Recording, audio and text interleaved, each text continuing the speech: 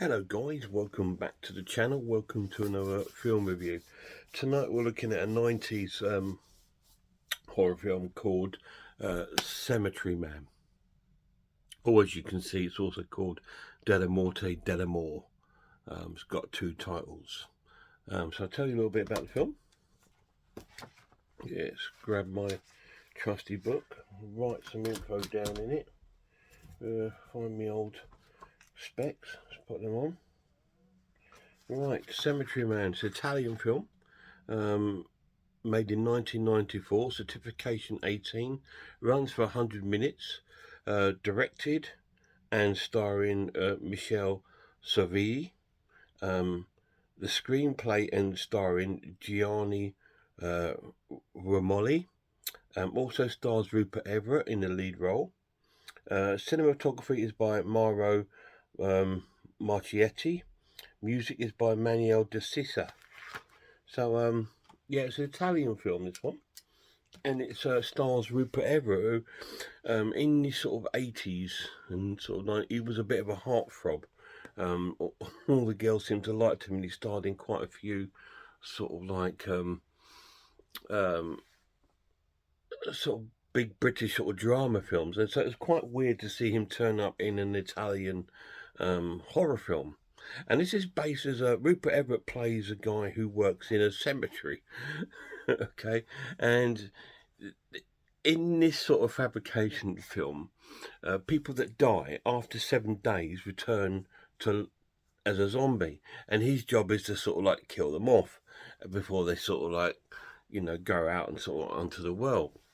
So that's his job as a cemetery man, and he's got his accomplice with him. He's like this sort of big lad. He's quite sweet. He doesn't say very much in the film, and he's sort of like his sort of sidekick. So it's him and his sidekick work at the cemetery, and that's basically what they do. Anyone comes to life, they sort of kill them. So, and obviously his sidekick's his grave digger. So we see them sort of digging the graves out, and he sweeps the leaves. He's got a thing about sweeping the leaves, and Rupert Everett just sort of sits around watching him and acting all sort of cool throughout the film. And then there's one funeral when a woman turns up to her husband's been died, and straight away Rupert Everett falls in love with him, and so he wants to see her again. Obviously, she's just at a funeral, but she does return a few occasions to drop flowers off. First of all, he thought it was her dad's funeral because he's an old man and she's young, but it's actually her husband. But she starts to, not very long, but falls for him, and they start having this sort of passionate affair. They even start making love next to the grave of her ex-husband, who at the time when they're making love comes through the grave, and sort of like he bites her, and then Rupert Everett kills the husband and puts him back in his grave, but she's been bitten and she ends up dying, and he sort of puts her into sort of like this tomb area, and she comes back to life, and he has to sort of kill her, and all this sort of weird sort of things happening. And his little sidekick also falls for a young sort of teenager, and she gets killed in a motorbike crash, and he befriends her and sort of he takes her head and uses it as like because it come back to life. He puts it in his broken TV. It's really bizarre, very strange little film, but absolutely wonderful, full of marvelous, unforgettable sort of characters. And the mayor of the town he's so jolly all the time. Although the daughter's been killed, the one that our little psychic guy likes. And there's just so many wonderful scenes in the film. There's one scene where all these kids get killed, and the coach trip. That's really bad, isn't it? It's not that's a good scene. It's just that they all the zombies of them come back to life, and they're attacking them in their house. Rupert Everett and the sidekick, and so he kills them one by one, and the psychic's downstairs watching TV and doesn't even notice, and they're all crawling up behind him like, and Rupert Everett's trying to take them all out, all this sort of thing. There's some really sort of really funny slapstick sort of scenes in there, um, and there's an old woman that keeps coming into the graveyard who thinks the sidekick's cute and all this sort of thing, and there's a little bit of narration going on as Rupert Everett sort of telling what he's doing and what's going on throughout the film, as well as like the script, and it all plays out really wonderfully. It's like a mixture of films. There's like a little bit of Rocky Horror going on in there, with a little bit of Evil Dead going in there, and even bits of Return of the Living Dead. It's all these sort of like comical elements sort of like all build together to make up this wonderful film. And so that is what I think about the film. It's a wonderful film. It's really cool.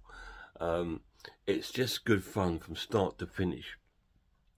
The pluses of this Shameless release of the film is it looks great. It looks really cool. It almost looks like a 4K presentation, because it's got the darks are so dark and the colours are so vibrant. It just looks wonderful. Really well acted. There's a great cast.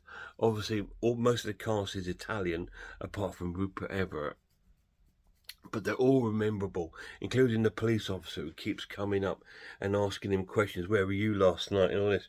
Because there's one point when in the film where Rupert Everett's approached by like this sort of dark angel, like a skeleton in a big cloak. Says, why stop killing the dead? You know, kill the living before they're dead. And he goes out on a killing spree one night and kills about 7 people, but he forgets that he's done it. It's almost like being hypnotized by this dark angel. And so the police get involved and all this, but it's all sort of like brushed away, oh, you know, sort of thing. And he's so blasé about everything.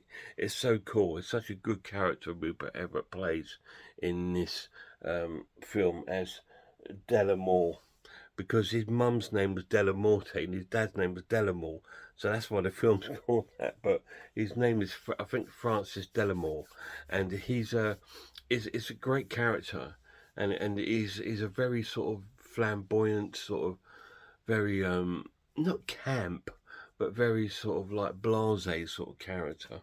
And I'm surprised this has not gone on to be like a sort of like, and he's become like an absolute icon, if you like, in this sort of genre, because it sort of disappeared. I mean, I saw it way back in the 90s, about 95, 96, when it came out on the VHS or something. I didn't see it till then. I didn't go to cinema, and I think I was obviously a very young dad when this came out. And so I got to see it at the cinema, and it was a really, really cool film. Really good. This edition does have a reversible cover, which I've switched over because it's got nudity on it. And apparently it's its first time release on Blu-ray. So it's pretty cool. There's a couple of extra features in it, nothing majorly brilliant. Let's have a look, see what the extra features are for you. If I can see it, it's quite dark in this room today. So just let me get me a work phone, and I can pop on me my torch on the phone and see what's going on. Let's have a look. Torch.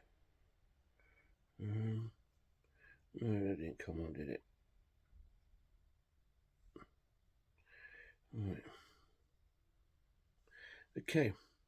There's a new interview with writer and producer Gianni Romoli. New interview with special effects genius Sergio Stivalotti. Audio commentaries. There's a couple of audio commentaries. It's got English audio and optional Italian audio with English subtitles.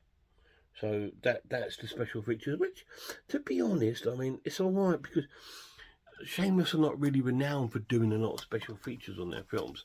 It's just generally like you get like a few trailers and stuff from other films on there, but that's pretty cool. But it's all right. But it's a really cool film, so I'm going to score this an amazing watch and give it a 9 out of 10. It's that good. It's that fun. I mean, the lad's got it, and he loves it. He when he watched it, he said, "Dad, I'm giving that a 10 out of 10." He absolutely loved the film. I think because of the way it sort of plays out as this really strange, bizarre story, but all wonderfully shot and filmed and easy to follow. Although the story's quite strange with bizarre characters, it's still quite easy to sort of follow, and it's got its own little. It's bound to have its own little cult following. Because it is one of those films that you will love if you like the film a lot, and you will love everything about it. But it's other times it could be one of those films you go, yeah, it's okay. But I thought it was fantastic, absolutely amazing film, really cool. Della Morte Della Cemetery Man, 9 out of 10. Any of you guys seen it? If you have, let me know down below what you think of it. It is an eccentric sort of film, and it is a required sort of taste, but it is really cool. It's got lots of sort of gothic overtones to it because it's in a cemetery. There's like a crypt with skulls and stuff in it, and there's so many sort of funny bits in the film, like our little sidekick who's obsessed with leaves and he hates when the wind comes and blows them, and it's just so sort of funny. And the way that Rupert Everett is just so sort of like, oh, blasé about everything. It's just hysterical. Really cool film. I really recommend you checking it out if you get a chance. I think it's still available. It's only about 12 quid to pick up, on Blu-ray. It's a good buy, guys, if you get a chance. Guys, till the next video, please check out some other channels for me. Check out Horror Hands, Horror Geek, Man v Film, Irish Designs, Pizzawell, I'm Icelord, Cat Watches Horror Movies, Grumpy Andrew's Haunted House. And a massive shout out to my cemetery man loving lad. Until next time, look after yourselves, look after one another, and I really hope I'll see you all soon.